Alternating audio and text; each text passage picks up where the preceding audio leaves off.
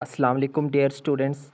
आज के लेक्चर में हम बात करेंगे अबाउट रेसिप्रोकल लैटिक। स्टूडेंट्स, सबसे पहले हम रेसिप्रोकल लैटिक का इंट्रोडक्शन देखेंगे, बाद में इसको एक्सप्लेन भी करते हैं।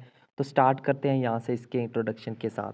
The crystal lattice described with direct lattice but information about crystal structure such as atomic arrangement of atoms is studied with X rays diffraction. Students, reciprocal lattice में हम क्या करते हैं, बेसिकली हम ये जो जो क्रिस्टल लैटिक का वो डिस्क्राइब करता था हमारे पास जो है वो डायरेक्ट लैटिक के साथ, ठीक है, लेकिन वो हमें इंफॉर्मेशन भी देते थे अबाउट क्रिस्टल स्ट्रक्चर, उस क्रिस्टल के स्ट्रक्चर के बारे में, सच एज जैसा कि उसमें क्या था, एटॉमिक अरेंजमेंट कैसी थी उन एटम्स की, ठीक है, उनको स्टडी किया गया था with the help of X-rays diffraction. ठीक है, एक्स-रे डिफ्रैक्शन क्या होता है, ये कुछ लेक्चर ये रेसिप्रोकल लैटिक से रिलेटेड कुछ 3-4 लेक्चर्स हैं। जैसे ये लेक्चर ख़त्म होंगे उसके बाद जो है वो हमने एक्स-रेज डिफ्रैक्शन की तरफ ही जाना है, ठीक है, तो उसको वहाँ पे मज़ीद एक्सप्लेन करेंगे कि एक्स-रेज डिफ्रैक्शन क्या होती है, ठीक है।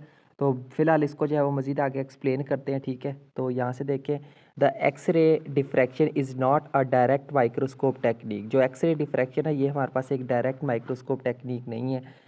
The atoms can not be seen directly. जो एटम्स हैं उनको हम जो है वो डायरेक्टली सीन नहीं कर सकते, बट लेकिन Bragg peaks in different positions and directions are observe. जो ब्रैग पीक्स होती हैं, ठीक है, उनको जो हम डिफरेंट पोजीशंस के ऊपर और डायरेक्शंस के ऊपर ऑब्जर्व कर सकते हैं।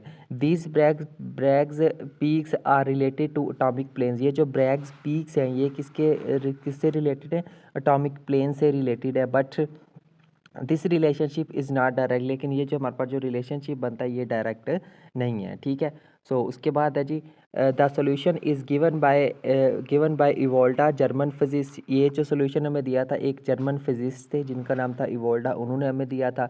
He discovered a new type of lattice called reciprocal lattice. उसने जो है वो एक नई किस्म की जो है वो एक लैटिक को डिस्कवर किया जिसको उसके नाम दिया, रेसिप्रोकल लैटिक का नाम दिया, ठीक है। The reciprocal lattice and direct lattice are related by Fourier transformer, ठीक है।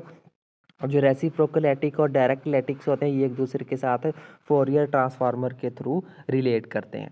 सो आगे है जी, every crystal structure has 2 lattices. हर एक क्रिस्टल स्ट्रक्चर के पास ये वो 2 लैटिक्स होते हैं associated with it.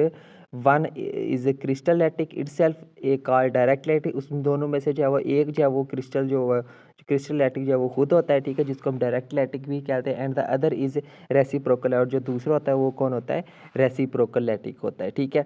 So a diffraction pattern of crystal is the map of the reciprocal lattice. उसमें हमारे पास जो डिफ्रैक्शन पैटर्न होता है क्रिस्टल का वो बेसिकली हमारे पास रेसिप्रोकल लैटिक का क्या होता है, मैप होता है ऑफ क्रिस्टल।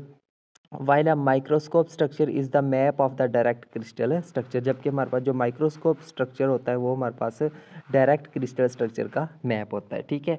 तो ये था स्टूडेंट्स हमारे पास जो है यहाँ तक इसके एक्सप्लेनेशन। उसके बाद बात करते हैं construction of reciprocal lattice, RL for reciprocal lattice, ठीक है। इसकी कंस्ट्रक्शन कैसे करते हैं वो देख लेते हैं। सबसे पहले है जी, choose an origin at some arbitrary point inside the direct lattice structure. हमारे पास जो डायरेक्ट लैटिक स्ट्रक्चर हो उसके अंदर कोई भी जो है एक ओरिजिन सिलेक्ट करें किसी भी आर्बिट्रेरी पॉइंट के अंदर, ठीक है। सो उसके बाद क्या करना है, ड्रा नॉर्मल्स टू ईच। वहाँ पे जो है वो नॉर्मल्स गिराने हैं, ठीक है, आपने ड्रॉ करने हैं। Every set of parallel planes of direct lattice from the origin. उसके बाद जो हर एक सेट को भी आपने ड्रॉ करना है जो कि उस लैटिक के ओरिजिन से निकल रहा हो, ठीक है। उसके बाद नेक्स्ट क्या करना है, length of normal should be equal to the reciprocal of the interplanar spacing for the respective set of planes, ठीक है। अब उसकी लेंथ कितनी होनी चाहिए, वो जो हमने नॉर्मल ड्रॉ करना है, ठीक है, उसकी लेंथ हमारे पास जो है वो उस रेसिप्रोकल के बराबर होनी चाहिए जो कि इंटरप्लेनर स्पेसिंग के लिए जो है वो हम ड्रॉ करते हैं respective set of planes. So last पर क्या करना है, the end points of these normals from the reciprocal lattice, the end points of these normals, इनके जो एंड पॉइंट्स हैं, इन नॉर्मल्स के जो एंड पॉइंट्स हैं फ्रॉम द रेसिप्रोकल, तो वो सब मिलकर क्या बना देते हैं, रेसिप्रोकल बना लेते हैं। यहाँ पे फॉर्म लफज आएगा, फ्रॉम नहीं आएगा, ठीक है। तो ये था students construction of reciprocal lattice. तो यही था स्टूडेंट्स हमारा आज के लेक्चर जिसके अंदर जो है हमने रेसिप्रोकल लैटिक को डिस्कस किया, इसका इंट्रोडक्शन, इसको एक्सप्लेन भी किया, साथ में जो हमने एक रेसिप्रोकल लैटिक बनता कैसे उसकी फॉर्मेशन को भी हमने डिस्कस किया है, कंस्ट्रक्शन को भी। तो उम्मीद करता हूँ आपको रेसिप्रोकल लैटिक का कंसेप्ट अच्छे से क्लियर हो गया होगा।